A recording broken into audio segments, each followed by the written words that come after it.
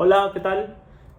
Aquí voy a hacer mi reseña con spoilers de la nueva película de Thor 4, titulada Amor y Trueno, dirigida nuevamente por Taika Waititi, que en lo personal es un director que a mí no me gusta mucho por el trabajo que hizo. No me gusta mucho dentro del mundo de Marvel, por el trabajo que hizo con la película anterior, con Ragnarok, que una historia tan fuerte, tan potente en los cómics, con mucha historia detrás, y agarrar también la otra trama, la otra historia tan importante ahora último de los cómics de Hulk, ¿no? Guerra Mundial Hulk, Planeta Hulk, y hacerlo todo un chiste, Ragnarok igual, pero bueno, esta es la reseña de Amor y Trueno, no quiero hablar ya de Ragnarok, es un tema pasado. Eh, pero la película de ahora, para mí es mucho mejor, es un poquito mejor que la anterior. La anterior es una película que a mí no me gusta mucho, regularona. Esa está un poco mejor, gracias a la actuación de Christian Bale, está mucho mejor. Hay chistes por todos lados, pero yo creo que aquí el cambio de por qué la acepto mejor es porque creo que uno ya va preparado, ¿no? Cuando vas a ver Ragnarok, es una película que, que te agarra por sorpresa, ¿no? Vienes de ver dos películas de Thor anteriormente, donde Thor es más serio, y aquí automáticamente es un payaso que para haciendo chistes, y la película anterior inclusive eh, hace una mini parodia, ¿no? Del ocurrido, del final ocurrido en Thor, un mundo oscuro. Entonces te agarra por sorpresa, y aquí vas un poco más preparado sobre qué es lo que estás esperando, ¿no? Lo que vas a esperar de Taika Waititi, ¿no? Comedias y todo el lado. El tema de los Guardianes de la Galaxia, que lo promocionan en los trailers y pareciera que iba a tener un papel un poco más importante, queda totalmente reducido a un papel totalmente secundario, a un papel sin mucha trascendencia. Es más, puedes quitar a los Guardianes de la Galaxia, no sé, creo que estuvieron 7 minutos a lo mucho en pantalla, exagerando. Y la verdad que no suma, ni resta, ni nada a la película. Es una parece que los integraron ahí solamente para hacernos recordar de que la última vez que los vimos estuvieron con Thor en Endgame y nada más, y de ahí chau, y cada uno se abre por su lado. Eh, una película, como vuelvo a decir, eh, dirigida para niños, con mucho humor, dirigida para niños, y el episodio final, ¿no? La parte final, como vuelvo a repetir, es una reseña con spoilers, la parte final de la película, donde los niños son participan en la batalla final, no contra Gore, el villano que está interpretando Christian Bale, pero sí ayudan a los buenos, ¿no? En este caso a Thor y a Jane Foster, ¿no? Que ahora es la nueva Thor, la poderosa Thor, como la bautizan aquí en la película. Entonces, termina siendo una película que logra ser aceptable, pero ahí raspando, o sea, logra ser aceptable con las justas, ¿no? Hay muchos personajes, como el de Russell Crowe, que termina siendo un chiste, interpretando a Zeus. No lo veo mal, hay mucha gente que se lo toma muy a pecho. Yo personalmente no lo veo mal, porque ya más con la idea de Taika Waititi, de lo que más o menos va a hacer con los personajes, verlo de una falda, ahí escuchaba los comentarios, ¿no? Del cine que las otras personas dan, y como que también fue un desagrado, ¿no? Y justamente las películas de Marvel, uno cuando va a ver las películas de Marvel, siempre escuchas gente que se ríe, hay chistes que inclusive no son muy graciosos, pero la gente los toma muy bien, ¿no? Que no te causan una gracia propia, pero hay gente que escuchas que se está divirtiendo con la película. En este caso es muy particular porque con Thor, Amor y Trueno, no hay no existe yo no logré sentir que el cine se riera, o por ahí escuchar risas. A mí personalmente la película no me gustó mucho por ese aspecto, porque no, creo que intenta ser graciosa, pero no termina por cumplir el tema de ser graciosa. El tema de las cabras, yo creo que es el tema más fuerte en este sentido, de estas cabras gritonas que exageran un poquito todo, entonces como que ahí sí estuvo interesante, eso sí es un tema muy, muy interesante, porque son personajes curiosos, pero yo siento que termina aportando bien a esta comedia que quiere hacer Waititi. Pero siento que Waititi no era el eje central de estas cabras, inclusive no les da tanta importancia en la película, suele aparecer en casos muy puntuales, pero yo siento que si Waititi le hubiese querido dar, si ese sido su caballito de batalla, ese sido de la comedia, las cabras, hubiesen aparecido más tiempo. Yo creo que Waititi no pensó en eso, yo creo que Waititi pensaba que otro tipo de comedia iba a ser más relevante que las cabras y las cabras iban a ser un acompañante al eje central de la comedia de Thor, Amor y Trueno, y termina siendo al revés, ¿no? Las cabras más importantes que toda la otra comedia que intenta contar en estas casi 2 horas de película.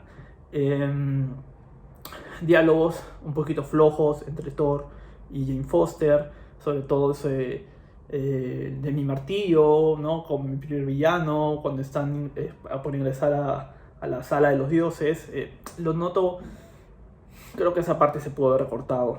Yo hubiese quedado una película un poquito más seria y a Jane verla un poco más imponente.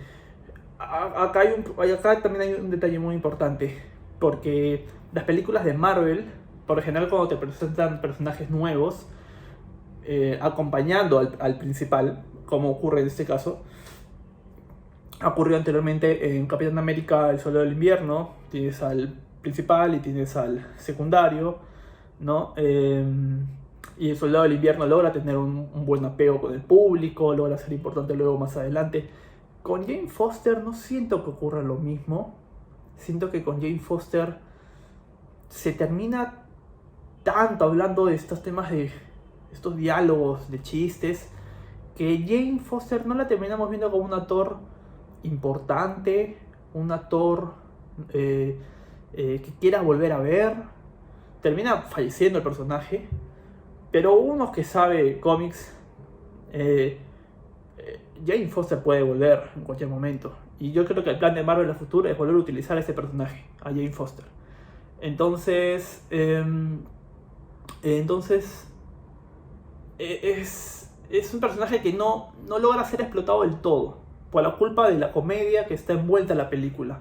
Lo mismo ocurre con Gore, el villano de Christian Bale, que hace una interpretación muy buena de la creo que las 4 películas de Thor, después de Loki, este es el segundo mejor villano de su saga de películas de Thor. Y creo que es uno de los personajes, uno de los villanos más memorables del universo cinematográfico de Marvel.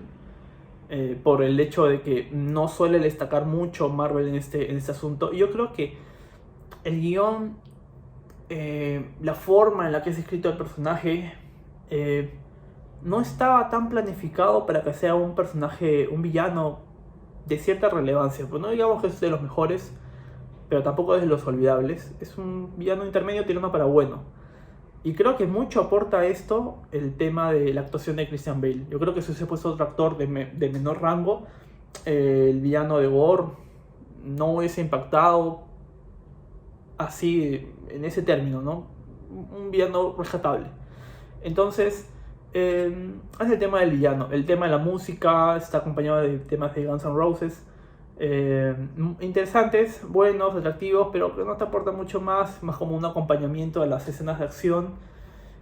Uno más que quería escuchar la banda sonora instrumental compuesta por Michael Giacchino, y él lastimosamente aquí, personalmente, es uno de los trabajos más bajos que ha tenido en los últimos años.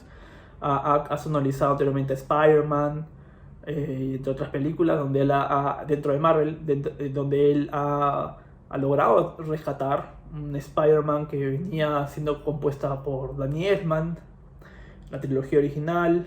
De ahí pasó por un compositor más, que ahora no me acuerdo su nombre, en Spider-Man 3, porque Danny Elfman se peleó con Sam Raimi, y ahí fue reemplazado la tercera parte, pero se utilizan mucho de sus notas musicales para la tercera parte, se reciclan, y la segunda parte estuvo, sobre todo en The Amazing Spider-Man 2, estando a cargo Hans Zimmer, y en Spider-Man ya de nuevo con Marvel, Michael Giacchino, que hizo un papel muy bueno. Aquí hace totalmente desconocido. Puedes poner un compositor de música instrumental cualquiera y te va a salir el mismo resultado. Son algo genérico, son músicas genéricas que se escuchan. La película aquí más que todo le da mucha importancia y se defiende en este término de la música, ¿no? El tema instrumental, con sonidos de las músicas de Guns N' Roses que suenan al inicio de la película, al finalizar, y me parece que en un término intermedio en un momento. Entonces no termina por explotar el talento musical, este talento nato que tiene Giacchino. Entonces, sin tener que explayarme o explotando o teniendo más minutos hablando de Thor y ser un poco más conciso y breve, Thor logra hacer una película que logra ser aceptable, porque yo estoy viéndolo más del todo desde el punto, en el público objetivo que ellos están apuntando, que es el de los niños, adolescentes. Ese es el público más que todo que apunta a la película. Logra ser aceptable. Ahora, si tú estás buscando un producto mucho más serio, como tipo Batman, o como hemos visto ahora último, o The Northman, o The Northman, que es el claro ejemplo de cómo Marvel tuvo que haber llevado a Thor en ese universo cinematográfico, pero bueno, lastimosamente lo han terminado siendo un tipo Ant-Man para jalar más espectadores de niños, ¿no? No es tu película. Si estás buscando una película más seria, no es la película adecuada. Es una película para pasarlo en familia, con algún niño. Sí es la película acorde. Y nada, eso es más que todo. Lastimosamente, Taika Waititi no va a tener... si sigue usando Thor, va a seguir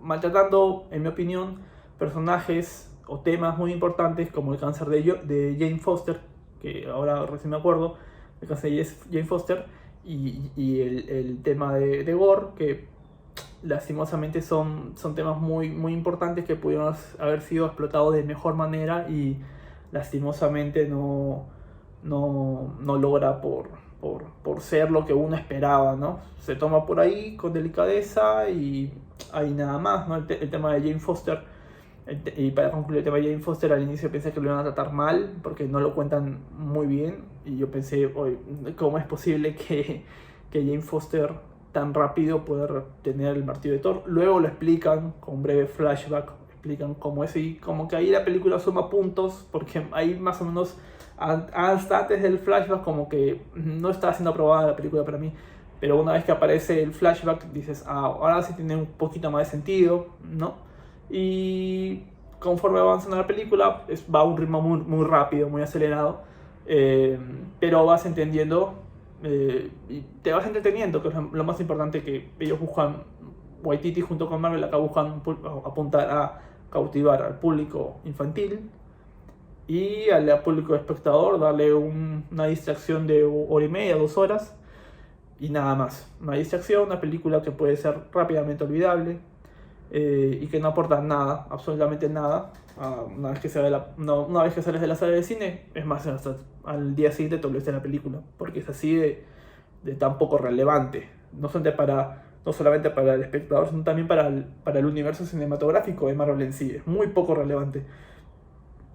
Y nada, y dos escenas post créditos, que la verdad que después de ver a Zeus, que ahora presenta a su hijo, viendo a Zeus cómo es y cómo lo han ridiculizado, y la manera en que todos los dioses son tratados como unos tontos, unos tarados. Entonces ves al hijo de Zeus y la verdad que no te da ganas de seguir viendo a ese personaje o a los otros personajes de los dioses que vengan, porque esa es la firma le ha dado Waititi, ¿no? La poca importancia que hay que tenerles a personajes importantes, ¿no? Y nada, bueno, eso es todo, ya no me explayo más, creo que ha quedado bien la reseña. He hablado con temas muy puntuales de lo que opino de la película y a la brevedad, ¿no? Que es lo más importante.